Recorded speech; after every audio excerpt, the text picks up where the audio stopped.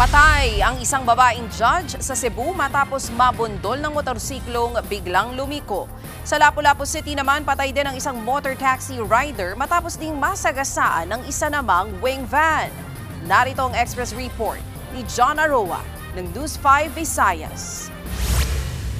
Alas 9 ng gabi nitong Martes, sapol sa CCTV ang pagliko ng wing van sa isang eskinita sa Basak, Lapu-Lapu City. Kasunod dito ang ilang mga motorsiklo, isa-isang nag-overtake ang mga rider sa wing van, kabilang na ang isang motor taxi rider na may angkas. Sa ibang anggulo, kita ang rider na nasa kanang lane.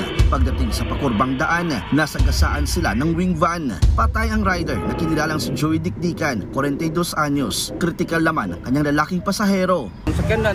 Mabilis talaga yung takbo ng sasakyan. Sa bahaging yun, madalas na madulas at marami na talagang nadidisgrasya doon. Nasagasaan siya dahil hindi napansin ng kasunod niyang sasakyan. Kaya natamaan ang ulo niya. Dinala sa Lapu-Lapu Police Station ang truck driver pero nauwi rin sa rigluan ng insidente.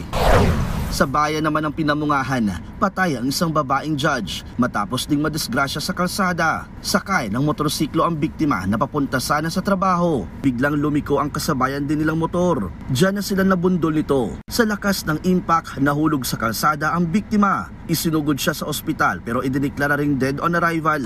Hawak na ng mga pulis ang nakabundol na 19 anyos na rider na napag-alamang walang driver's license. Nahaharap siya ngayon sa reklamong reckless imprudence resulting in homicide. Nagbabalita mula sa Frontline, John Aroa, News 5. Mga kapatid, Ruth Cabalpo, para sa mabilis na pasada ng mga balitang dapat niyong malaman, mag-follow at mag-subscribe sa social media pages ng News 5.